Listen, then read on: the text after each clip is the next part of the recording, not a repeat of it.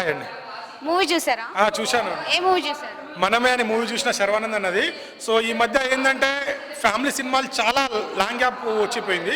But complete ఒక family ఒక 5G లెవెల్లో అప్డేట్ అయినట్టు ఎట్లుంటుందో ఆ లెవెల్లో ఉంది.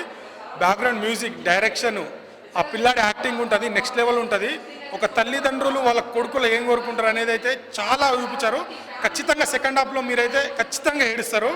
నిజంగా శర్వానంద్ అన్న మీరు గ్యాప్ ఇచ్చి వచ్చారు. మంచి ఒక కంప్లీట్ ఫ్యామిలీ అంటే ఇప్పుడు ఆడియన్స్ అనేది థియేటర్కి రావట్లేదు, బట్ పీపుల్ మీడియాకి థ్యాంక్స్ చెప్పాలి. ఇలాంటి కంటెంట్ సినిమాలు ఉంటే, ఇట్లా ఫ్యామిలీ సినిమాలు ఉంటే ప్రతి ఒక్కరు థియేటర్కి వచ్చి చూస్తారని మరోసారి నిరూపించారు. సినిమా ఎప్పుడు బతికే ఉంటుంది, సినిమా ఎప్పుడు థియేటర్లో వచ్చి చూస్తారు. ఇలాంటి సినిమాలు తీస్తే ఖచ్చితంగా వస్తారు. మళ్ళీ మనం ఆ రోజుల్లో కలిసి ఉందాంరా ఇలా ఫ్యామిలీతో వచ్చి చూసే ఎలాంటి సినిమాలు ఉన్నాయో కంప్లీట్ ఫ్యామిలీ సినిమా. మీరు ఖచ్చితంగా ఏడుస్తారు. ఫస్ట్ బ్యాక్గ్రౌండ్ మ్యూజిక్ డైరెక్టర్కి అయితే మ్యూజిక్ డైరెక్టర్కి హ్యాట్స్ ఆఫ్ చెప్పాలి.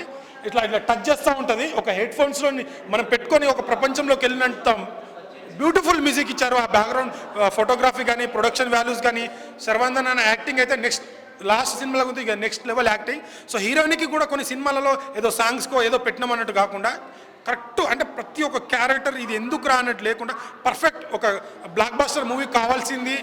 ఎక్కడ షార్ట్ లేకుండా వెన్నెల కిషోర్ కామెడీ కూడా చాలా బాగుంది.